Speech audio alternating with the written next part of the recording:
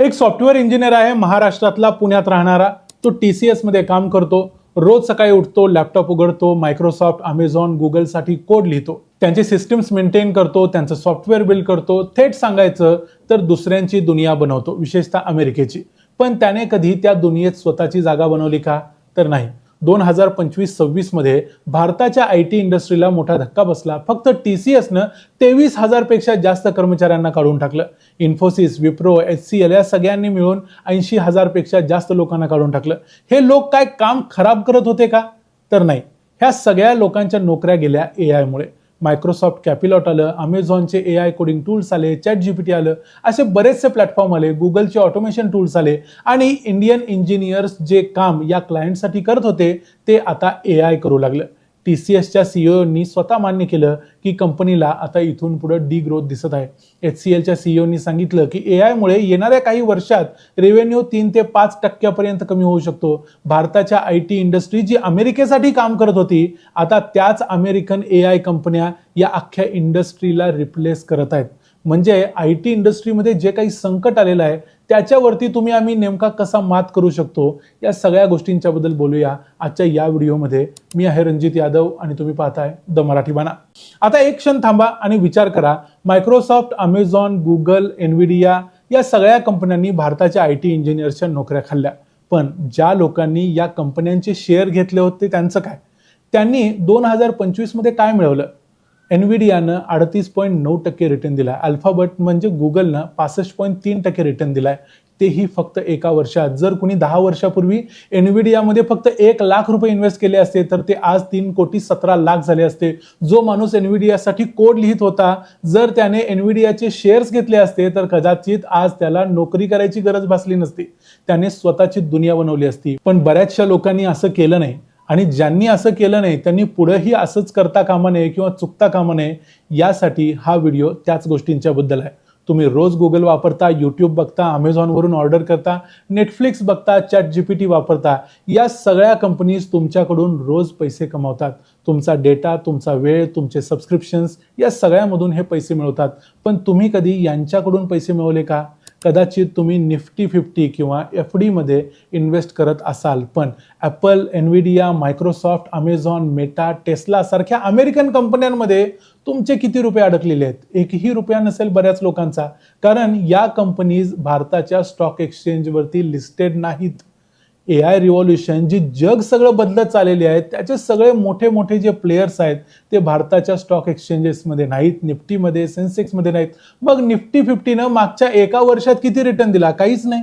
उलट जी काही पैसे लोकांनी इन्व्हेस्ट केले होते ते घटले, कारण 5% निफ्टी खाली पडलेला आहे. पण त्याच कालावधीत S&P 500 म्हणजे अमेरिकेच्या टॉप 500 कंपन्या आहेत, त्यांनी 27% रिटर्न दिलाय. आणि Apple, Amazon, Microsoft, Meta, Alphabet, Tesla, Nvidia या 7 कंपन्यांनी मिळून S&P 500च्या एकूण गेन्स म्हणजे जे काही त्यांनी कमावलं त्यापैकी 42% रिटर्न दिले. ऑक्टोबर 2022 ते डिसेंबर 2025 पर्यंत S&P 500नं 100% म्हणजे 100% टोटल रिटर्न दिलाय. 3 वर्षात पैसे डबल. आणि फक्त रिटर्न्स नाही, US मार्केटमध्ये इन्व्हेस्ट करण्याचा आणखी एक मोठा फायदा आहे, तो म्हणजे ग्लोबल डायव्हर्सिफिकेशन. जर भारतामध्ये स्लोडाऊन आला किंवा भारतीय शेअर मार्केट क्रॅश झालं तर तुमचा US पोर्टफोलिओ तुम्हाला आधार देतो. म्हणून बघा, ज्या SIP मध्ये अनेक कंपन्या ज्या US मधल्या खरेदी केल्या जातात आणि SIP मध्ये त्या कंपन्यांचा सहभाग असतो, अशा वेळी भारताचं मार्केट पडलं तरी तो छोटासा क्रॅश असतो, आपला पोर्टफोलिओ डायरेक्ट कोसळत नाही. इंग्लिशमध्ये एक म्हण आहे, don't keep all eggs in to same basket. आणि हे इन्व्हेस्टमेंटमध्ये देखील लागू आहे. US स्टॉक मार्केटमध्ये इन्व्हेस्टमेंट करणं म्हणजे जगातल्या सर्वात पॉवरफुल इकॉनॉमीचा हिस्सा बनणं. आता तुम्ही हे सगळं ऐकलं, पण प्रश्न येतो, सुरुवात कशी करायची? ॲपलचा एक शेअर 15,000 ते 18,000 रुपयांचा आहे. अमेझॉनचा एक शेअर 17,000 रुपयांच्या पेक्षा जास्त आहे. एनव्हिडियाचा तर त्याहूनही महाग. एवढे पैसे तर आपल्याकडे नाहीत. पण IND मनी नावाच्या ॲपनं ही समस्या सोडवलेली आहे. यामध्ये फ्रॅक्शनल इन्व्हेस्टिंग म्हणजे तुम्ही पूर्ण शेअर खरेदी करायचा नाही, तर त्या शेअरचा छोटासा हिस्सा विकत घेऊ शकता. 100 रुपयांपासून सुरुवात करू शकता. 100 रुपये त्यामध्ये टाका. ॲपलचा छोटासा तुकडा 100 रुपयांचा जो असेल तो तुमचा. 500 घ्या. 500चा एनव्हिडियाचा शेअर घेऊ शकता. अशा प्रकारे तुम्ही सगळे शेअर्स फ्रॅक्शनल खरेदी करू शकता. ॲपलचा शेअर मग 10% वाढला तर तुमचे 100 रुपयाचे 110 रुपये होतील आणि हे कंपाऊंडिंग तसंच होत राहील.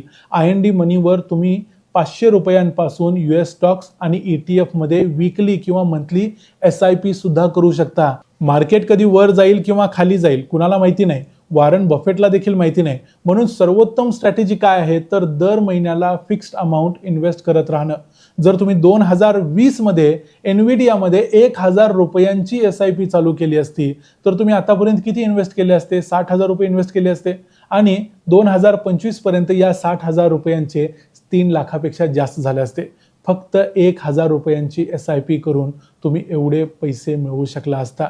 खरं तर 1000 रुपयाला एनव्हिडियाचा एक शेअर तुम्ही घेऊ शकत नाही, पण फ्रॅक्शनल परचेस करून देखील तुम्ही एवढी मोठी जादू करू शकला असता.